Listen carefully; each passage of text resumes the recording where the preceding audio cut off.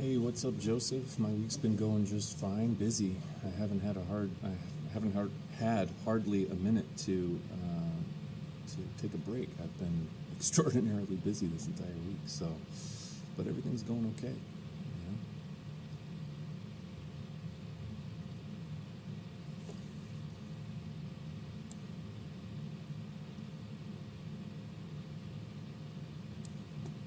Hello there, Devin.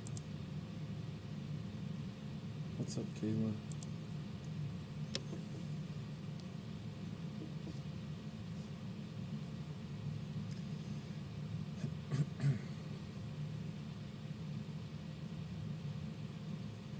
What's up, Evelyn? Morgan, good to see you.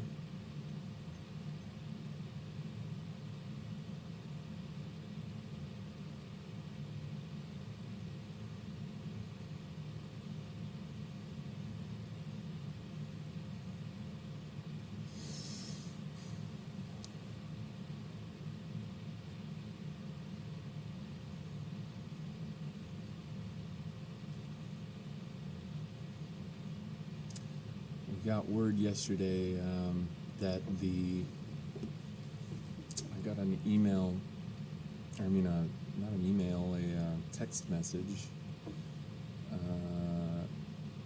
that said that Riverside County has been elevated out of the purple zone to the red zone, which I guess indicates that if we can stay in the red zone for the next 2 weeks, that there's the potential that class could resume here at the school. And good morning, Jessica, to you.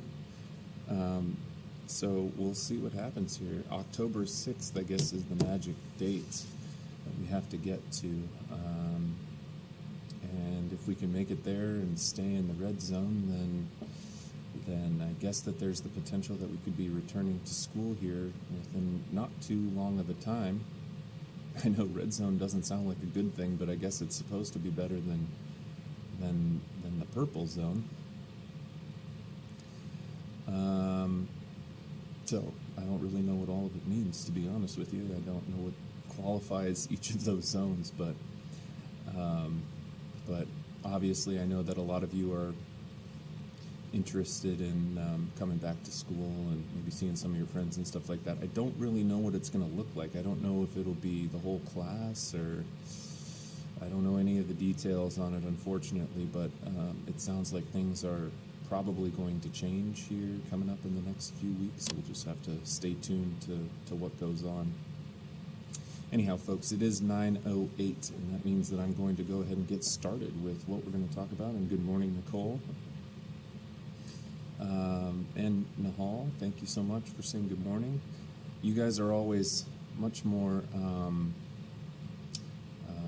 communicative in the chat than first period is. Maybe they're just a little tired when we first get started. But anyhow, well, okay, just to do a little bit of recap from what we talked about last time. We are now talking about the age of exploration.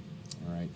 And this is going on at the same time as like the late Renaissance, okay, the Protestant Reformation, as I mentioned last class. We have kind of jumped back, and we're now looking at history through a new lens. Good morning, Caitlin and Teddy. Hello to you. And so what are we talking about here? We're seeing a lot of developments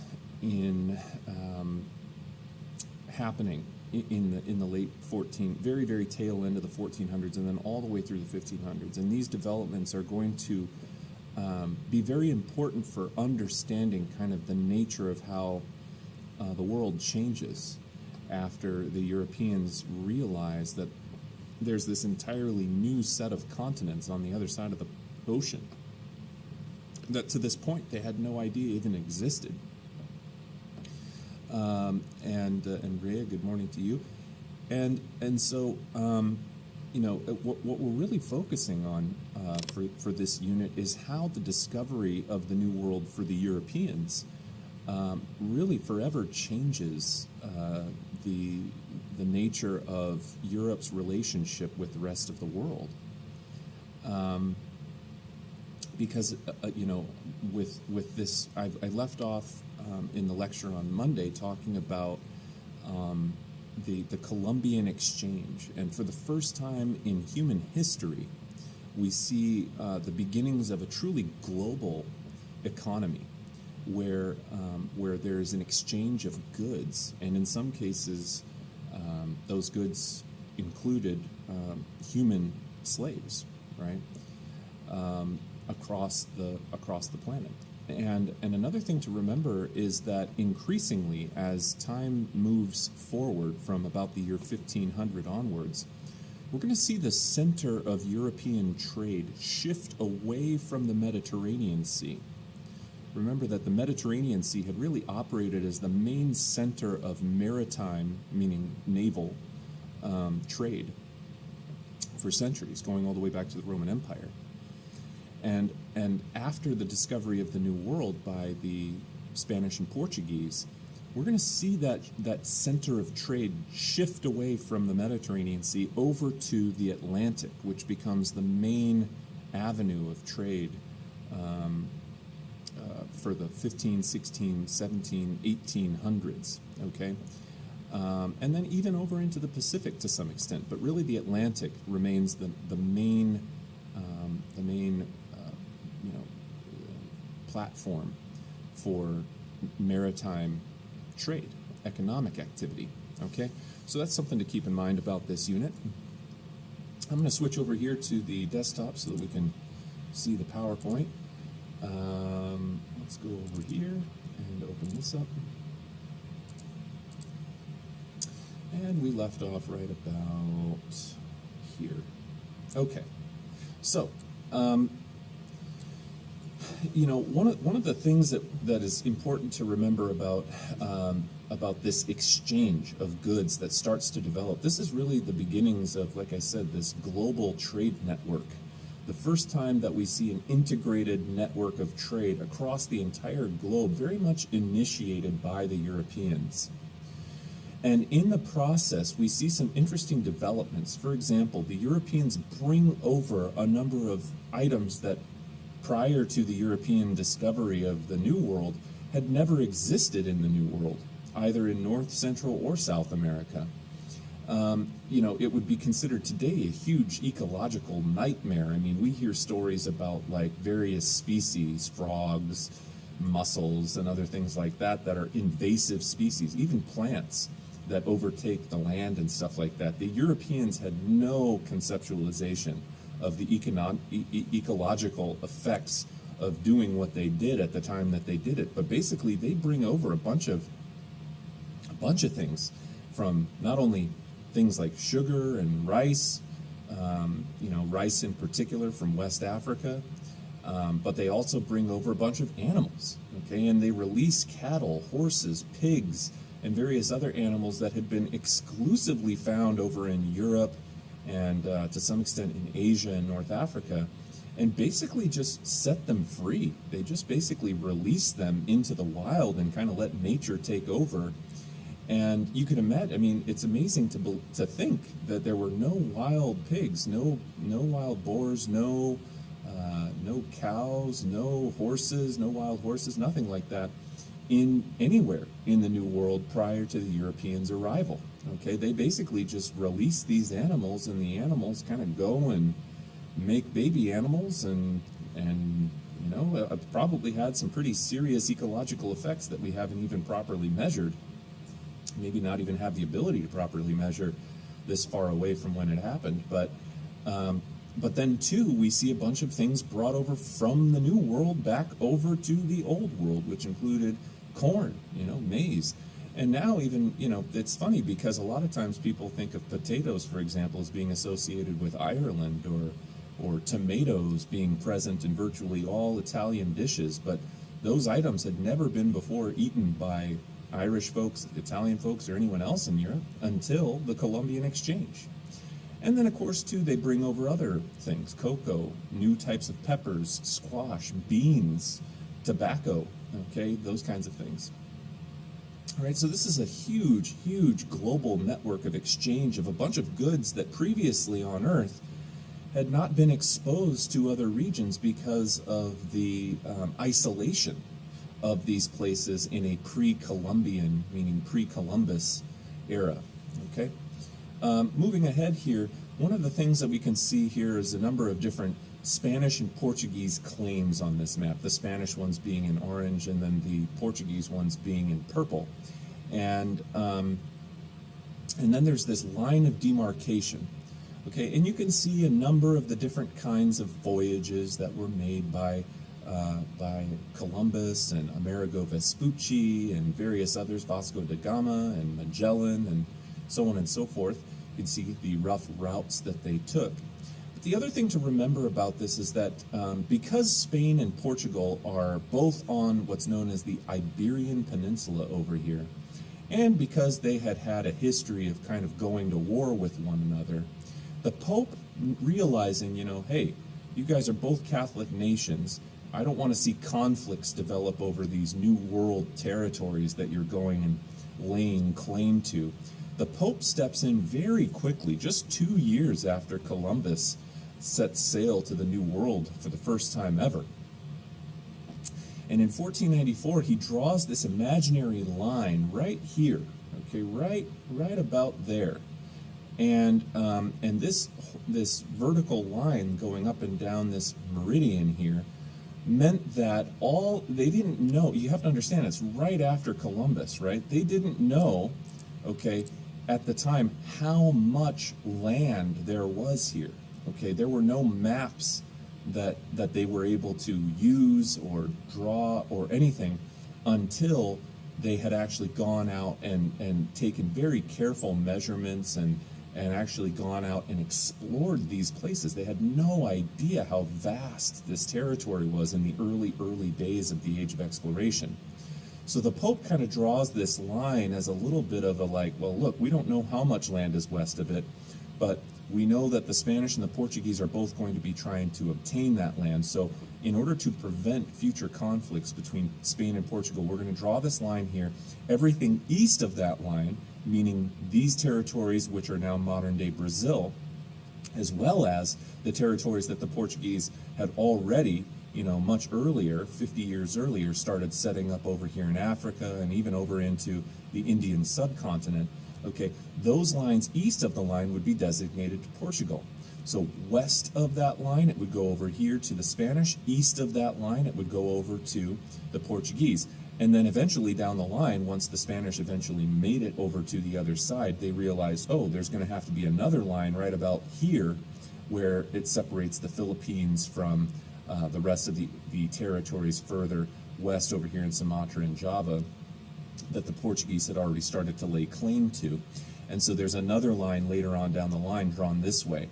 All right, and so if you ever knew somebody who was Filipino, or if you yourself are Filipino and you have a Hispanic sounding last name, it's probably because somewhere in your lineage there was some intermingling between the Spanish settlers, colonists who came over to these regions and intermingled with the indigenous populations there. Likewise over here, many people who originate from, say, Mexico, Central or South America have a mixed ancestral background of both indigenous peoples as well as Spanish peoples. Okay, so that's kind of how that arises. Now, if you've ever wondered, how come is it that the vast majority of these territories in Central and South America speak Spanish, but Brazil, for whatever reason, speaks Portuguese? It's because of this line of the Treaty of Tortoises is what this is called. Okay, the Treaty of Tortoises line here, as far back as 1494, when the Pope said these areas are going to be colonized by the Portuguese, and these areas over here, whichever, you know, the Spanish are able to find in the coming years, would end up being under the domination of Spain. But I want to point something else out while we're on this map. Look at the size of little old Spain over here. It's tiny. Okay, it's tiny by comparison to these massive, massive territories that the Spanish are going to be you know, in conquering as the years go on. And the reason I'm saying that now is because as we move throughout this lecture, you're going to realize that it's going to become increasingly difficult for Spain to administer such a massive global empire over here. All right, and that just is more explanation of the Treaty of Tortoises, which I already explained to you. This is kind of an interesting map because this is essentially the map that Columbus used to get across the Atlantic. And one of the things you'll notice as you look at this map, of course, is on top of the fact that it is itself inaccurate, okay, it does not account for the massive territories of North, Central, and South American continents, right, which should be smack dab right in the middle here. Cipango, for those of you that don't know, is an old school name that the Europeans used for Japan. Okay, and even that is not really understood or properly placed over here. They knew it existed. They didn't know exactly what it looked like. All of these islands over here, they weren't really quite sure where they were when they first arrived. But remember that Columbus assumed on his first 3 voyages that he had, in fact, successfully found a path across the Atlantic over to some outlying islands here in India. It wasn't until later that they quite realized that they're wrong. And they had to basically expand this map significantly to account for this incredibly huge territory, as well as the oceans on either side of it, of North and South America. All right, and then moving forward, so consequences of European exploration. Spain went on, after their settlement in the New World, they went on to dominate for 3 whole centuries in the West, in the New World territories. And it started as discovery, but eventually kind of turns into increasingly expeditions of conquest, conquering these places, taking them over. Okay, now, the other thing that it creates, of course, as we talked about, is enhanced trade. And this was also spurred by exploration of other European empires. We'll call them empires. It's not quite yet accurate to refer to them as nations, because we don't think of Europe as establishing nation states until a little bit later on. So they're not quite nation states. They're really more kind of think of them as kingdoms or empires. And of course, the initiation of the slave trade, which was already happening. Remember that the Portuguese had said, even before Columbus, 50 years before Columbus, the Portuguese had already started trading slaves from Africa and bringing them back, actually not to the New World, but to Europe in Portugal. And so there are actually African slaves who were initially brought back to Europe to perform various labor and stuff like that. But the nature of the slave trade, which we'll talk more about on a different day, changes over time. And slavery in those days was not particularly necessarily just attributable to people of dark skin. There was not yet quite an association between the nature of blackness and the nature of slavery. Also, slavery remained easier for people to move in and out of. And so when we talk about slavery in the early days, it's not quite as brutal, as dehumanizing, as inhumane as it would eventually become. The other thing, of course, of the consequences of the Spanish exploration in the New World is wealth. Now, when we first talk about European motivations for coming over to the New World, the main motivations were known as the 3 Gs: God, glory, and especially gold. Now, when the Europeans come over to the New World, they don't find as much gold as they were hoping to find. They do find a little bit here and there, but to be honest with you, the main precious metal that they start to find is silver, all right? And this silver that the Spanish are importing from the New World financed Spain's role in the religious and political wars that are taking place during the Protestant Reformation in the 1500s, the 16th century, into the start of the 1600s, the 17th century. Okay, so this wealth is very important for Spain. But I should probably mention to you that as these Europeans are coming over to the New World, all right, and establishing colonies, that's really the goal of what they're doing here. These colonies that they are establishing, we have to understand that very similar to the way that your arm and your hands, okay, your arms and hands are extensions of your body that allow you to, for example, pick up an apple and feed your face, okay? these colonies serve the same function, okay? The colonies are only as good as what they are able to do for the home state, okay, the home European empire.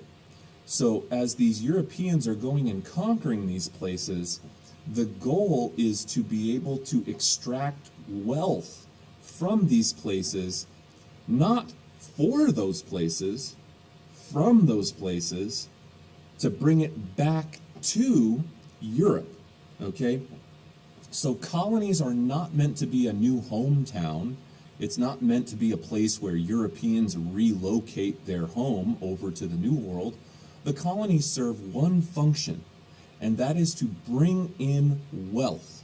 Now, wealth could come from silver or other precious metals, but wealth, more often, they realize that the easiest way to acquire wealth from holding colonies in the New World is to extract things, which could include silver and gold, but also was more often plantation-style farming of goods, okay, sugar, various other crops, cash crops, that did not grow well in their home countries.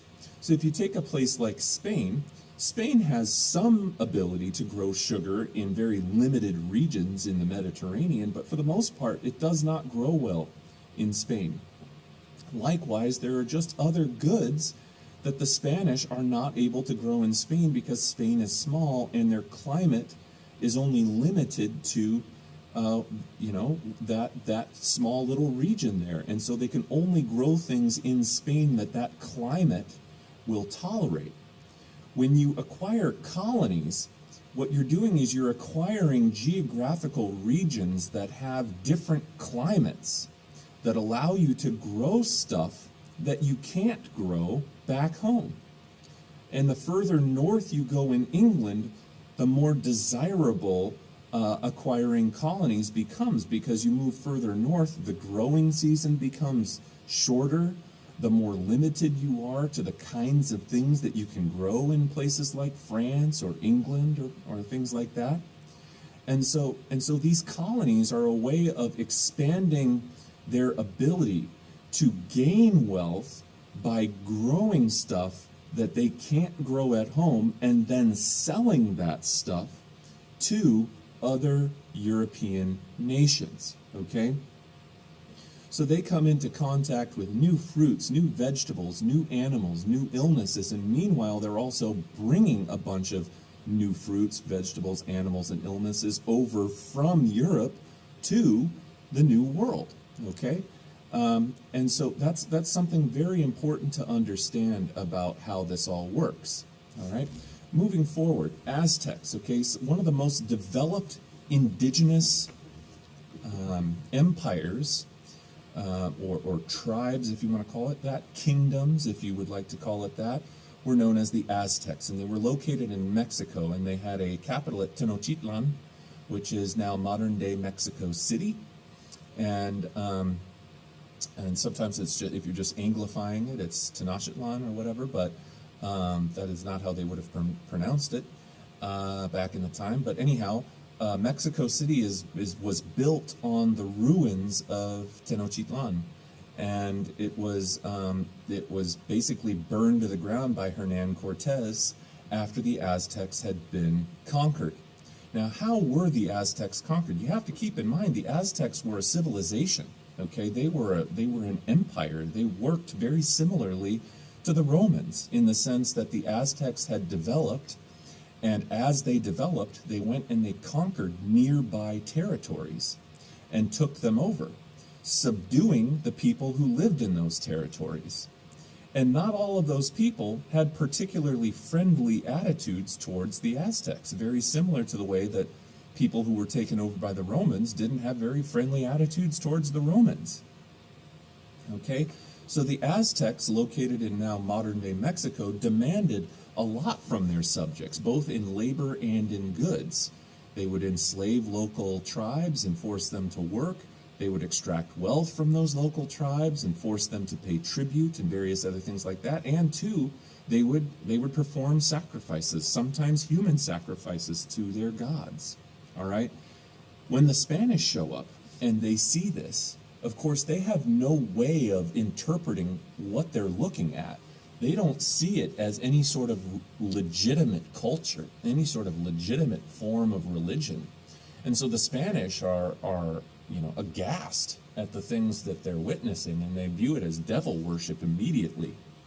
Meanwhile, the other thing that we have to remember is that the Europeans were not just so technologically superior, okay, to the Aztecs as we might think that they were. Sure, the Europeans had mastered things like metalworking and other things like that Native Americans and various other indigenous groups across the North and South American continents had not yet mastered, all right? But it's not really necessarily the fact that the Europeans were so technologically or militarily advanced that they were able to easily just come over and subdue an empire like the Aztecs that contained somewhere in the neighborhood of about 5 million people or something like that. All right, it's not going to be super easy to just come over and conquer, particularly little old Spain, come over and conquer this massive empire. So how'd they do it? And the answer is that they really weren't the ones that did it. The thing that enabled the Spanish to conquer, as well as the English too, and others, to conquer the Native American tribes was not technological superiority. It had very much more to do with the spread of illness, okay? It was illness that had weakened the Native Americans so much and decimated so many people. Their population, remember, died to the tune of 90% within a century. It's these diseases that they're spreading and the lack of immunities that Native Americans had to these illnesses that enabled the Spanish to become successful in their attempt to conquer. And so how did this all go down? Well, the Spanish conquistador or conqueror, Hernan Cortez, landed with about 500 men. Now think about that.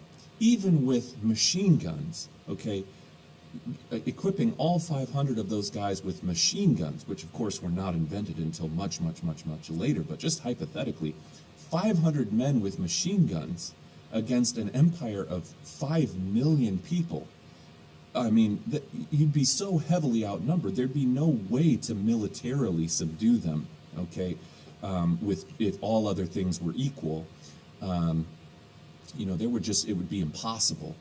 And so when Hernan Cortez lands with 500 other conquistadors under his leadership and starts communicating with Montezuma II, who was the leader of the Aztec Empire, Cortez was at first kind of turned away. They kind of basically say, look, here, you want some gold? We'll trade you some gold. Now get out of here.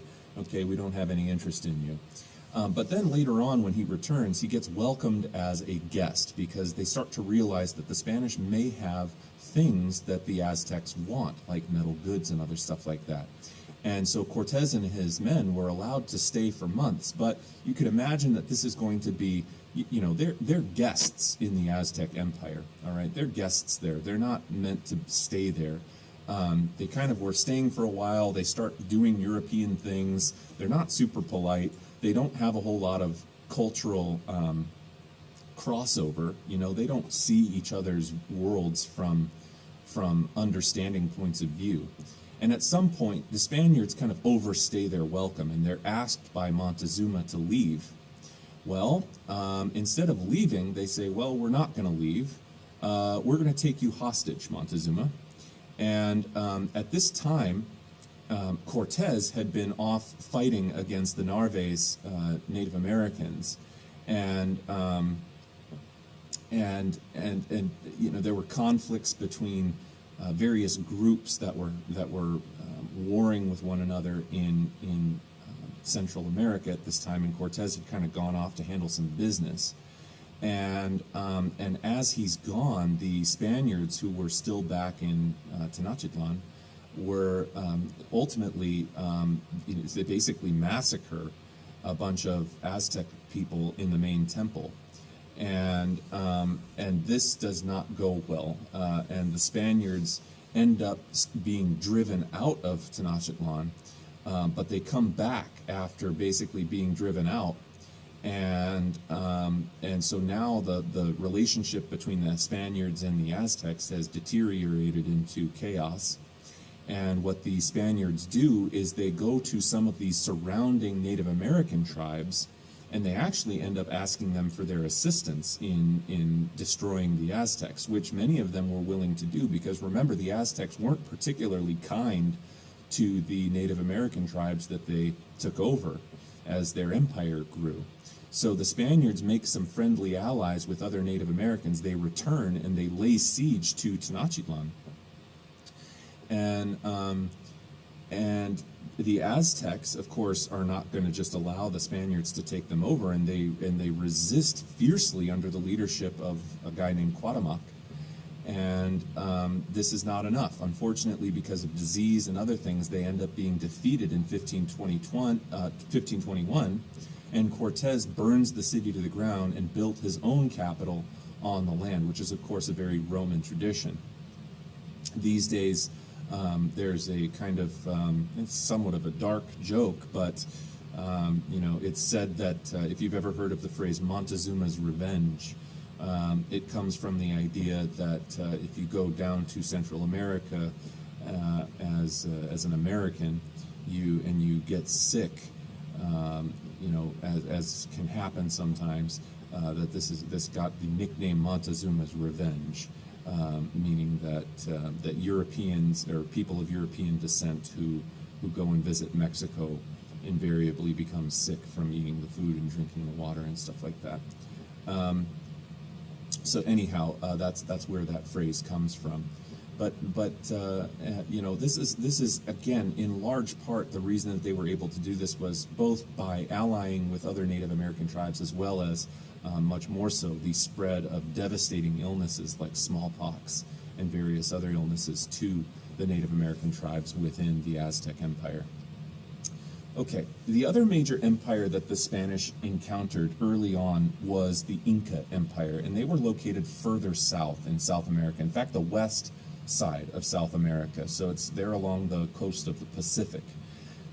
And for if you know your geography, you might know that there's a mountain range that lays all the way across from north to south, the western coast of South America, called the Andes Mountains, and that's where the Incas were located. We're high up in these mountains.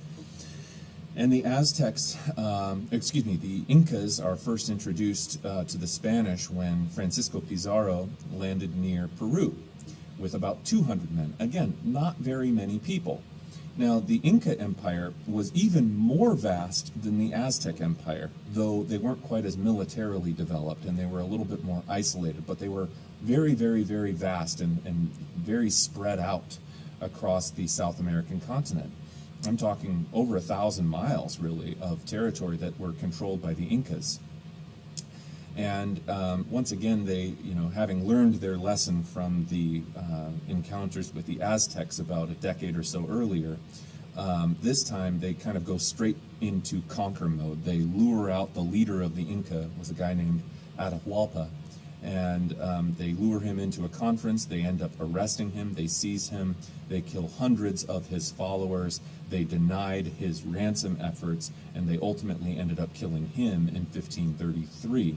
And it would be another 40 years roughly until the 1570s that the Spanish continue fighting until the Inca Empire is completely subdued as well. Now, the other thing that we have to understand about the motivations of some of these early Portuguese and Spanish conquistadors who come over to the New World is that Christianity factored heavily into their motivations for conquering them. Remember that the Europeans, and we talked a lot about this in Unit 1, talking about the very strict social order, the order of being, that had placed all people, plants, animals, even spiritual figures, celestial figures, all right, angels and saints and other things like that, into a very rigid social order of being, and a very patriarchal one as well. And remember that there was very little mobility all right, in this order of being. And I want to point out a couple of things about this, is that when the Spanish come over, as with all Europeans, they have a number of understandings about how the world works according to the European point of view. And this understanding is a very rigid understanding, a very concrete understanding of the order of the world, defined largely by their faith, Christianity, Catholicism, okay? When these Europeans come over and they see the Aztecs, the Inca, and any number of other countless indigenous peoples that they run into as they are conquering the continent, they have little to no ability to conceptualize of a different framework of understanding these foreign cultures that they had never seen before. Okay, they come over with very concrete ideas about patriarchy, about religion, about the order of being, that simply these encounters with the Native Americans, they have no way of placing these new encounters into their existing understandings of how the world works according to Europe, according to the Roman Catholic Church, according to Spain. All right? So they look at this and immediately they interpret what they see as devil worship, as chaos, as the people being uncivilized, as their structures of society lacking any sort of civilized aspects to them. They view it as chaos, and so as a product of that, and as a product of their beliefs, right, about who they are, and about the meaning of the church, and of patriarchy, and of the order of being of all things. They basically look at the Native Americans as being in need of being civilized and Christianized, okay? And I want to extend that to very patriarchal, and remember that word patriarchal simply means male-dominated, okay? Male-dominated. So think about Europeans. Even in other examples of art, remember that Europeans viewed maledom, adulthood males, as being the ideal of society, okay? Of this idea of, males are full grown, they've reached their peak development, and they grow beards. Beards were very symbolic of masculinity, all right? They have these scars, they have pockmarked faces, and of course they have their religious beliefs, which are also very patriarchal, male-dominated, keeping in mind that even to this day, within the Catholic Church, women are not able to be priests and things like that. All right, so they come over, they see the Native Americans. The Native Americans, compared to the Europeans, were far cleaner. They were, in other words, more hygienic, okay? They also were typically clean-shaven. Native Americans didn't really have the kinds of genetics that you don't get to choose, how, for example, things like body hair and stuff like that grow. So Native Americans didn't have particularly hairy bodies, okay? They didn't have big beards and other things like that. All of these are interpreted by the Europeans as the Native Americans almost being juvenile, almost being like infantile, like kids, okay? So the Europeans start developing understandings about Native Americans attributable to their understandings of what masculinity is, what adult maledom looks like. And they look at Native American societies as being kind of like if you were to let a bunch of children just kind of grow up without any frameworks of European feudalism or European Christianity, and that they had developed into these chaotic civilizations lacking any structure or order that the Europeans used at all times to conceptualize their understanding of how the world works, of how society works, of how religion works. And so they look at the Native Americans as kind of these children who need European male dominance, who are absent. You know, these Native Americans are absent of any perceivable civilization, any perceivable religious beliefs, and instead are these devil-worshipping pagans,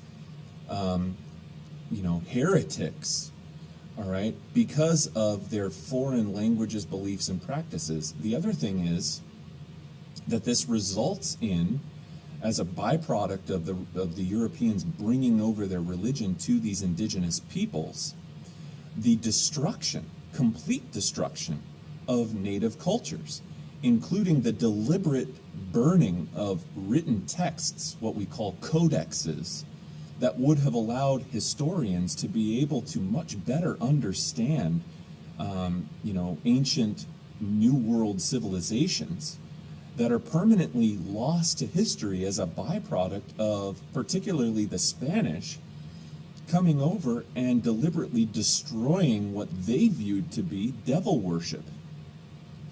Artifacts, art, texts, things, historical pieces of evidence that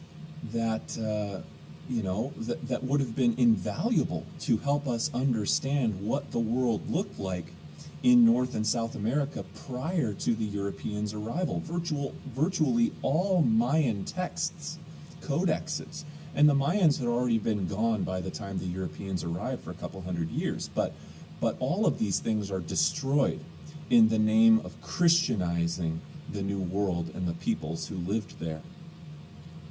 Now, there are some people who start to recognize just how poorly the Native Americans are being treated by the Spanish. For example, Bartolomé de las Casas felt the natives were treated poorly and started to advocate against some of the practices that the Spanish had been using to enslave Native American populations. But the Roman Catholic Church, for a long time, largely permitted or even promoted the enslavement of Native American peoples for the benefit of Spanish growth and wealth and Christianization efforts. Okay? So that gives you a little idea of how Christianity factors into these exploration motives. Okay, now of course when they first arrived there, the Spanish weren't initially necessarily looking to establish plantations everywhere. Really the number one thing they were looking for was gold. And so the initial efforts to enslave the populations of Native Americans were largely aimed at mining operations. The agriculture that they established was really just to support the mining operations, the mining industry that they had begun to exploit in the New World. Now, they do find a little bit of gold here and there, but really the main thing that the conquistadors end up mining is silver. And the Spanish crown was entitled to receive 20% of all of the revenue of silver that these conquistadors brought back with them. And they held a monopoly as well over the mercury that was used in silver smelting. All right? And so why is this significant? Well, we need to talk a little bit about the effects that this has back in Europe. You have to remember that for centuries and centuries and centuries, there was no more silver to be mined or gold or anything else to be mined in Europe. They had already mined all that they were able to mine in Europe, which meant that for centuries and centuries and centuries, there was essentially just a set amount of gold and silver circulating around Europe, which provided for a relatively stable economy for a while because there was no inflation, all right? but that also meant that the economy was not growing. It was just kind of staying status quo, staying the same. All right? When the Spanish start mining all of this silver from the New World and then bringing boatload after boatload after boatload of silver back over to Europe, this has some dire economic consequences. And I'm going to give you the example of, the economic consequence that I'm referring to here is called inflation. What inflation is when you have a valuable product that is typically scarce, meaning there's not a lot of it. When you flood the market with a valuable product, it doesn't matter what that product is. What's going to happen is, because now that product has become less scarce, the value of that product goes down. Let's take diamonds as an example. Now, we view diamonds to be a scarce resource. The reality behind diamonds, if we're being honest about it, is that diamonds are not as scarce as you think they are. There are vast numbers of diamonds that are being held in vaults. These are diamonds that may have been mined over a century ago, but they're held in vaults that are controlled by these diamond companies that have cartels that basically are militant companies that protect these vaults filled with diamonds, and that only a certain number of diamonds are released every year to make up for the growth in population, to make up for people who have lost diamonds or whatever else. Okay, and this keeps the scarcity of diamonds high. And it also keeps the price of diamonds high. But take, for example, if we were to imagine a hypothetical scenario where if all of a sudden all of Earth's diamonds just suddenly flooded the market, all of a sudden now there'd be so many diamonds circulating around that the value of those diamonds would drop. It would become very cheap to purchase diamonds because there'd be so many of them circulating around. The exact same thing happens with this silver that the Spanish are bringing over. The Spanish flood the European market with new silver, and what this creates is a price revolution, where all of a sudden, because the value of silver has dropped out, it takes much more silver to purchase the same things that before only a small amount of silver would buy. So this has serious economic consequences to the European economy and the trading of goods and the price of goods and the wages that people are being paid as a byproduct of importing all of this silver all of a sudden, all at once, back to Europe. Eventually, the Spanish realized that there is as much money to be made by growing things like sugar in particular, which becomes the main export of all of these Caribbean places and places in South America and stuff like that, all right, that they can take that sugar that they're growing in their colonies and sell it on the European market and gain wealth that way. And that becomes the main motivation for other European nations, or at this time we'll call them empires, to come over and start setting up their own colonies to start growing plantation-style goods and stuff like that. Now, in the early days, how do you get people to perform this labor? Well, they had to have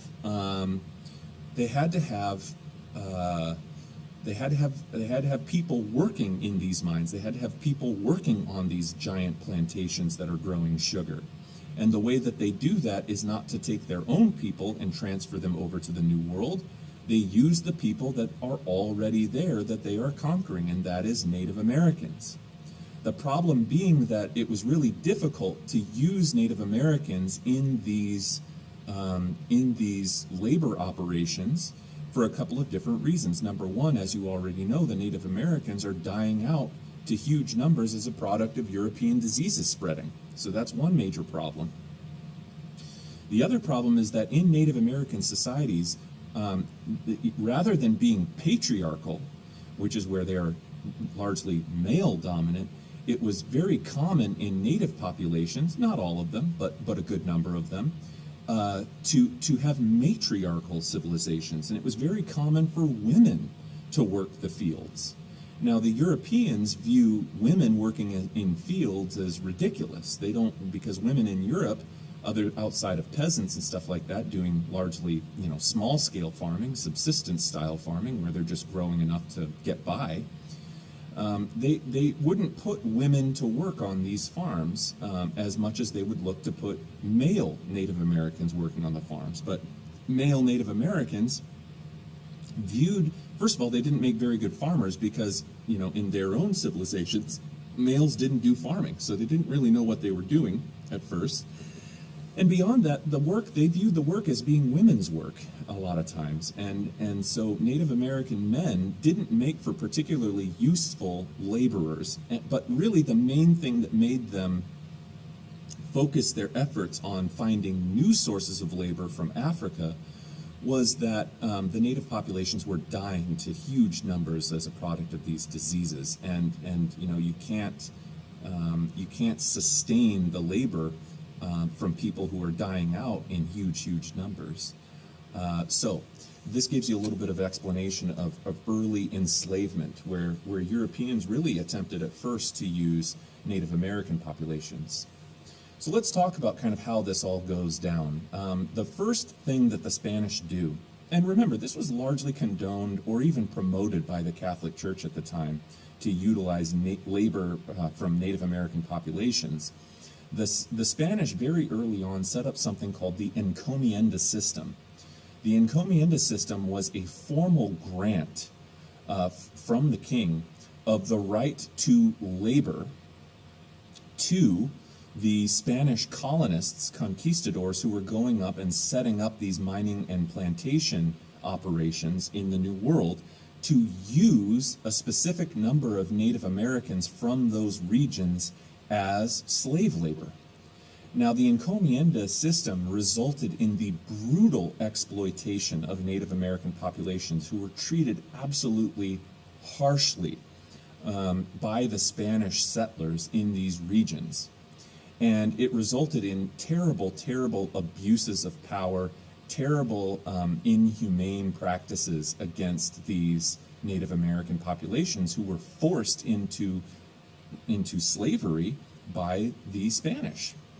And, as some missionaries start to come over and witness the brutal treatment of these people, they start to have some moral questions about how badly these people are being treated. And these first-hand accounts from some of these missionaries, such as Bartolomé de las Casas, end up making their way back to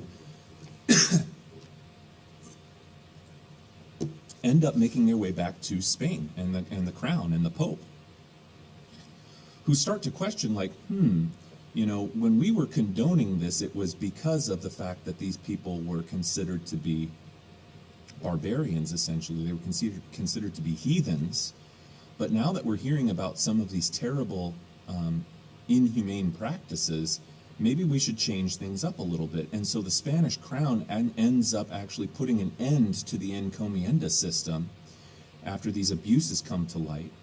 And they replace it with a slightly less harsh, but still pretty harsh, system known as the Repartamiento System.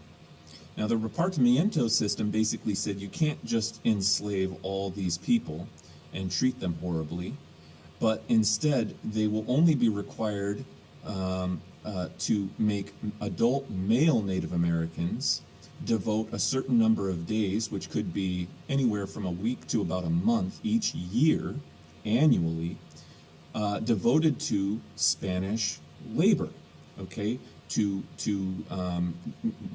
continue to grow and develop these Spanish economic enterprises in plantation farming and mining that they were setting up over there. Now, the Repartimiento system is slightly less brutal than the Encomienda system, but it's still pretty brutal. These people are doing terrible back-breaking labor. They are still being treated very harshly if they are perceived not to be performing the labor the way the Spanish want them to. And they don't have a choice about it. It's still partial forced labor for part of the year. right? So the Repartamiento system replaces the encomienda system, but it's not that much better. There was another system that they implemented called the debt peonage system. This is where Indian laborers were required to purchase goods from the landowners to who they were forever indebted.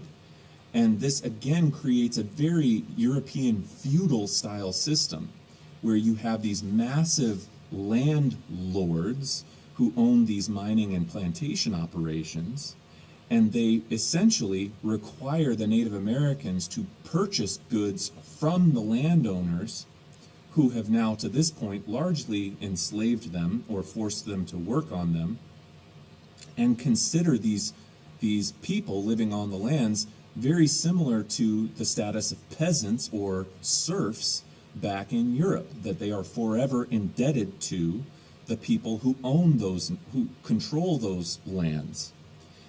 As Native American populations die out in extraordinarily high numbers, they are forced to seek out new labor from different places because there simply aren't enough Native Americans to support the demand, the labor demands of these operations.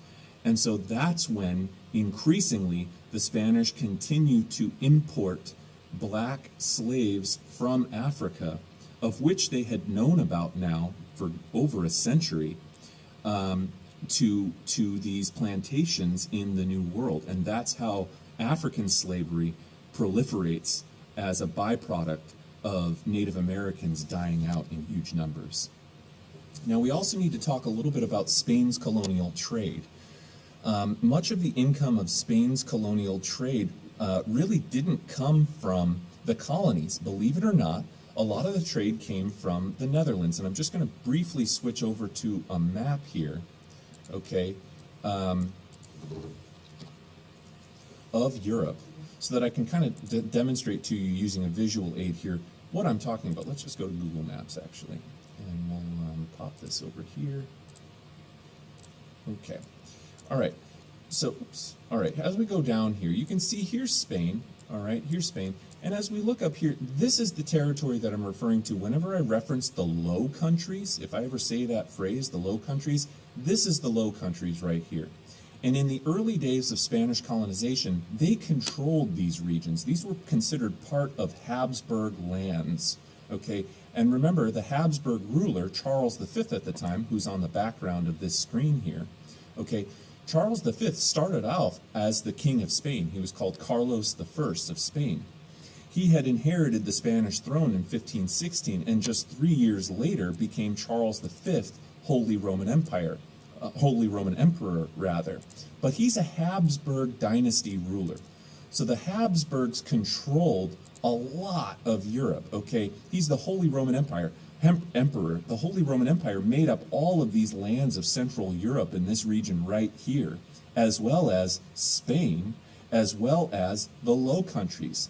Okay, so Charles V has an absolutely massive European domain that basically only doesn't include Portugal, France, the UK, which wasn't even in existence at that point. It was England, Scotland, Wales, Ireland. Italy was fragmented at the time. And then various regions down here, which were at the time controlled by the Ottoman Empire.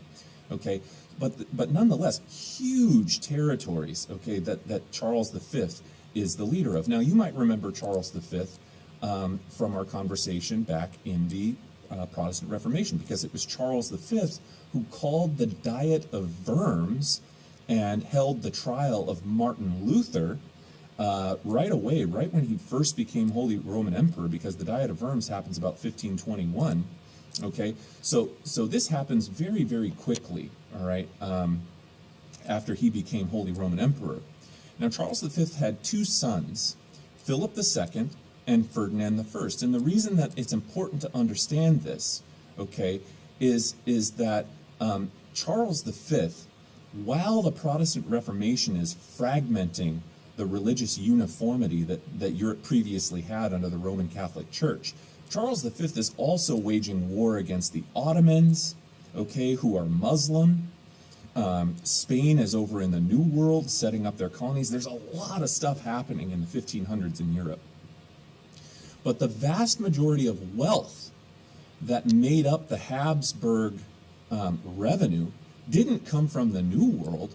It actually came from these territories right here, okay? In particular, the Netherlands. As the Protestant Reformation is spreading across Europe during Charles V's reign, the Netherlands converts to Calvinism, and they establish the Dutch Reformed Church there. Keep in mind, the people in the Netherlands were not Spanish. They spoke Dutch. They were of the Dutch culture. But Amsterdam in particular, as well as various other ports like Antwerp and so on, in these regions that Spain controlled at the time, were hugely profitable to the Spanish crown, and they did not want to lose them. But as the Dutch start to turn more Calvinist and start to resist Spanish control of these regions, they end up waging a revolt against the Spanish crown. And they are successful in that revolt, and the Netherlands, which becomes known as, at the time, the Dutch Republic, broke away from Spanish control, and the Spanish continued to control Belgium down here, which at the time became known as the Spanish Netherlands, along with Luxembourg. Okay, so these regions down here were still controlled by the Spanish crown, even though, too, these folks weren't Spanish either. Okay?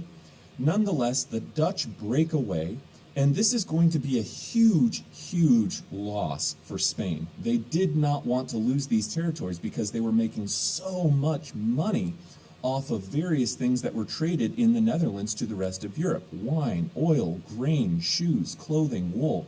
All of these were products that Spain traded to France and Italy, and even England and stuff like that, via their really nice position in Northern Europe where Amsterdam is, okay? But the reason we need to talk about his sons, and again, Philip II has already once entered into our story. I mentioned him before when I talked to you about the story of Mary I, because Mary I, who was the Queen of England, who tried to re-Catholicize England after her father, Henry VIII, had turned England Anglican, Protestant, she tried to re-Catholicize it. She was married to the Catholic King of Spain, the son of Charles V, Philip II. Philip II was really the king who ruled over the most prosperous period in Spanish history, the 1500s, okay? Charles V, by the time that he gets to be older, okay, he's been ruling for about 40 years by this point. He's tired.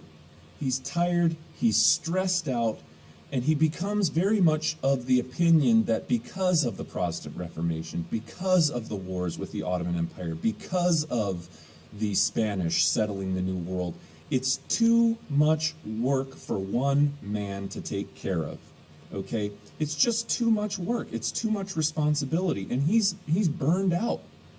And so rather than dying, he makes this unprecedented move. He abdicates the throne, which means he steps down from the throne, and he divides his domain into two. All right? Meanwhile, the Dutch revolt is happening, okay? This is another headache for Spain. They break away right about the time that he abdicates the throne, and he basically says, look, in order for this to be properly administered, I'm going to divide the responsibility into two between my two sons. And it's at this point that we see two separate Habsburg dynasties develop in Europe. One of them, to go back to the map, is going to be under the control of Philip II of Spain. So these territories here, along with the Spanish Netherlands, because the Dutch by this point have broken away, the Spanish Netherlands, Spain, as well as all of Spain's new holdings over here in the New World, in the Caribbean and Central America, and all the way down over here into South America. Okay, by the way, there's Peru. This is where the Inca Empire was, all right, all the way down the coast here. And all of those are going to go to his son, Philip II. His other son, Ferdinand, will obtain the eastern portions of the Holy Roman Empire. So we see a Habsburg dynasty develop in what was at the time the Austrian Habsburgs, which are going to control these regions over here in Central and Eastern Europe, okay, right in that territory there, even in some regions in northern Italy down over here. All right, so that comes under the leadership of the Austrian Habsburgs. So after Carlos the First of Spain, aka Charles V, Holy Roman Emperor, abdicates the throne, we see Spanish Habsburgs and we see Austrian Habsburgs. So there's going to be two Habsburg dynasties, and you'll note that here's France in the middle of it. And remember, the Habsburg dynasty controlled much of Germany as well, because this was all part of the Holy Roman Empire at the time. Germany didn't exist as a uniform state. Okay, so a lot of these territories are going to be basically surrounding France, and France is going to get threatened by that, because now they have Spanish Habsburgs to the west, and they have Austrian Habsburgs to the east. Meanwhile, the Spanish are waging war against the Ottoman Empire, which exists over in this region, and the Ottoman Empire, under the rule of Suleiman the Magnificent, had come awfully close to taking over Austria just shortly before. Okay, the Spanish had been waging war against the Ottomans for years, who even controlled parts of North Africa. And the Spanish and the Ottomans didn't have very good relationship with one another, because if you'll recall, just not that long earlier, the Spanish had run the Spanish Reconquista, which pushed the Spanish Moors, which were Muslims, okay, out of Spain, and Jews and other folks too. They had exiled them to create the centralized state of Spain. And so they didn't get along very well. France was Catholic, just like Spain and Austria was. You would think that France would have maybe joined in on the Catholic cause, but very similar to the way that the French actually allied with the Protestants in some of the French Habsburg-Valois wars. The French don't like the Austrians. They view the Austrians as a threat to French sovereignty. And so rather than joining with the Habsburgs in their war against the Ottomans, the French actually develop an alliance with the Ottomans, and they are trying to protect the Ottoman Empire. You might think that that's weird, because they were religiously different from one another, but looking at the political side of things, leaving the religion aside, okay, France didn't want to be taken over by the Habsburgs. And so they actually enter into this conflict against Spain, despite the fact that they are both Catholic. So let's talk a little more about Philip II, who was the eldest son of Charles V. Under his rule, Spanish power peaked. The capital city of Spain, even today, is Madrid, and you can see it right here. And there's something called the Escorial Palace. Whoops. Well, we'll just type it in here, I guess. Escorial Palace. That lies just outside, okay, the capital of Madrid. So here you can see, here's Madrid. The Escorial Palace is right up here. Okay, you can still go and visit it today. All right. And it's right here.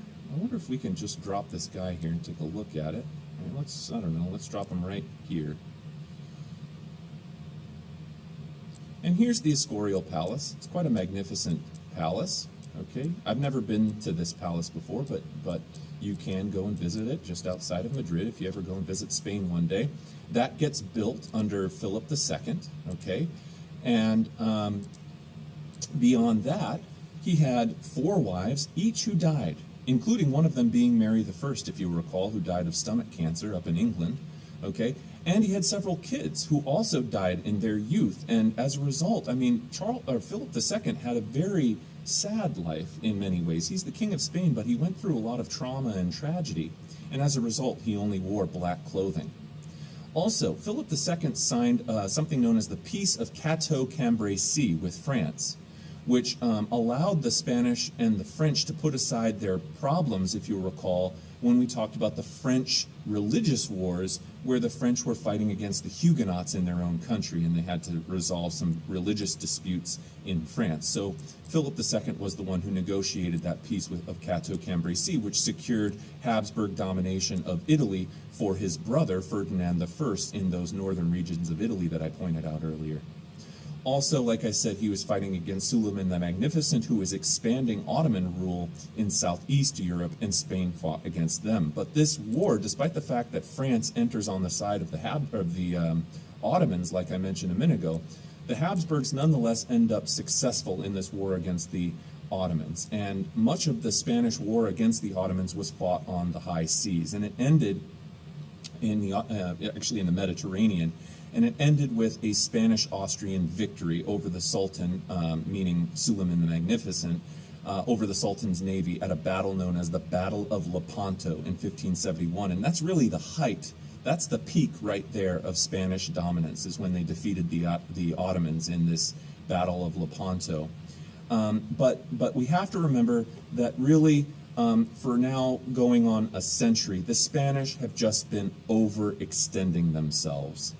And particularly after, the beginning of the end of Spain starts with the Spanish Armada in 1588, okay? But the Dutch revolt had, like I said, already been going on. And by the time that the Dutch formally break away from Spanish rule, that is by far and away going to be the most important event that brought the decline of the Spanish Empire, was losing the territories of the Netherlands. Right about this same time, a little later, 1603, Elizabeth I died. Now, you'll recall, Elizabeth I, also nicknamed the Virgin Queen, died without any heirs. And so when she died, she did do a lot to centralize the English government. She made England far more efficient. She established England as a naval power in their victory over the Spanish in the Spanish Armada. She unified England. She was a politique, and she had created a lot of powerful state,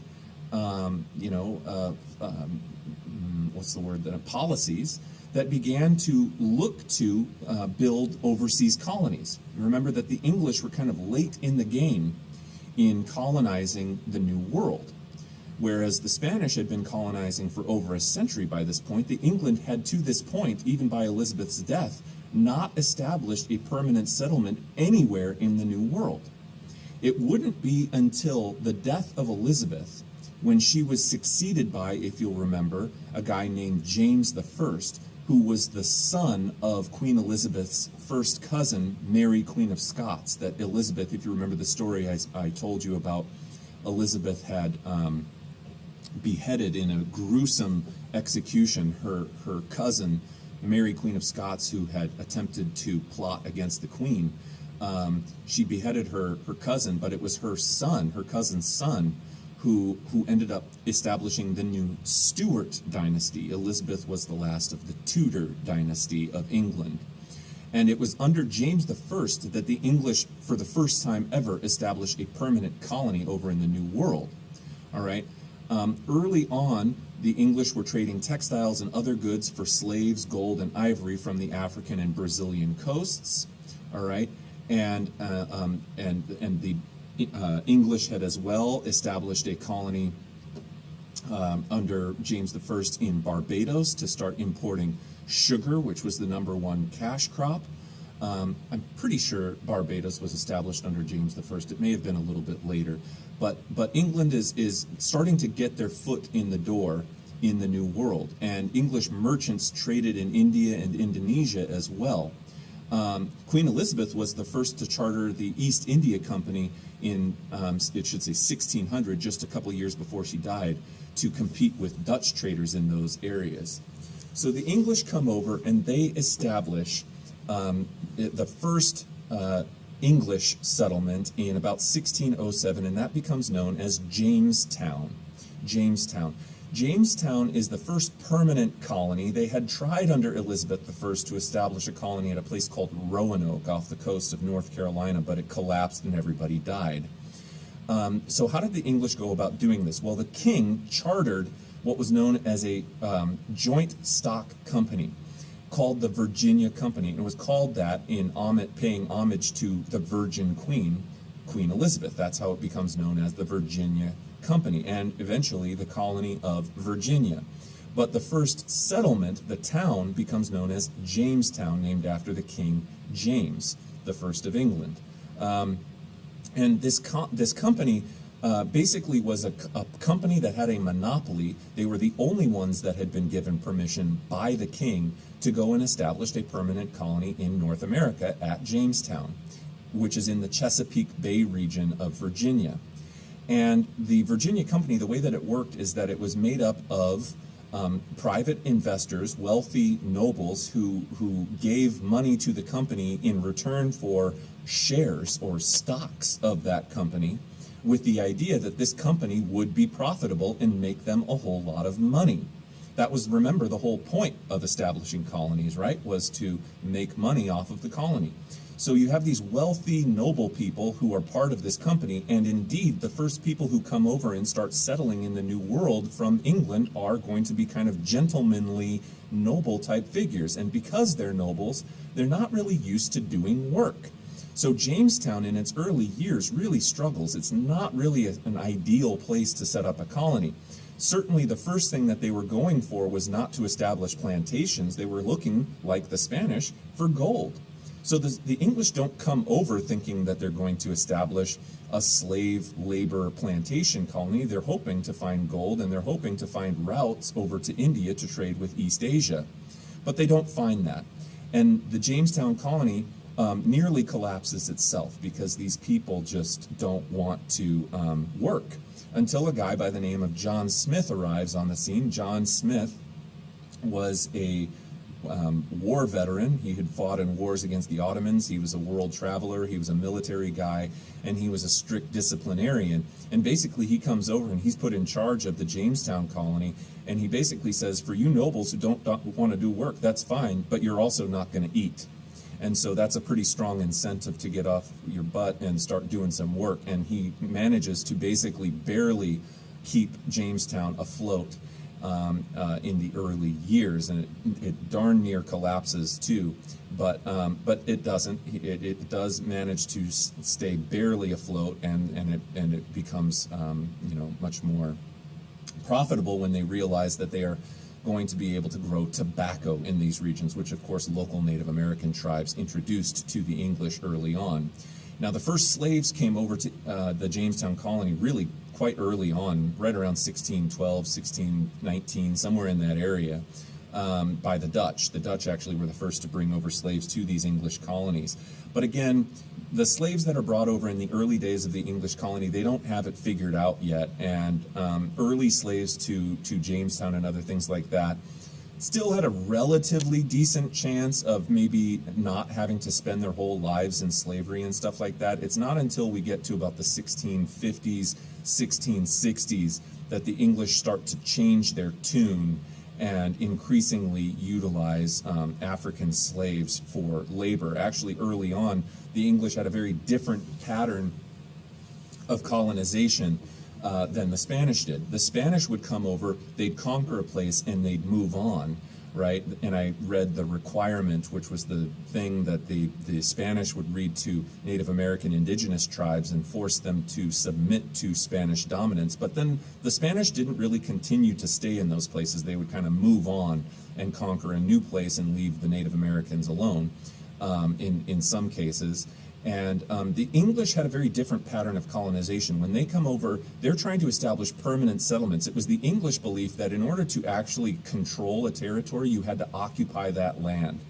So comparative to the Spanish, who really rapidly conquer huge territories and subdue, millions of Native Americans to Spanish rule, English colonization is going to be a much slower process of spreading out. The English really also, too, didn't intermingle anywhere close to as much as the Spanish or others did with Native Americans or Africans. English were very isolative in their process of taking places over.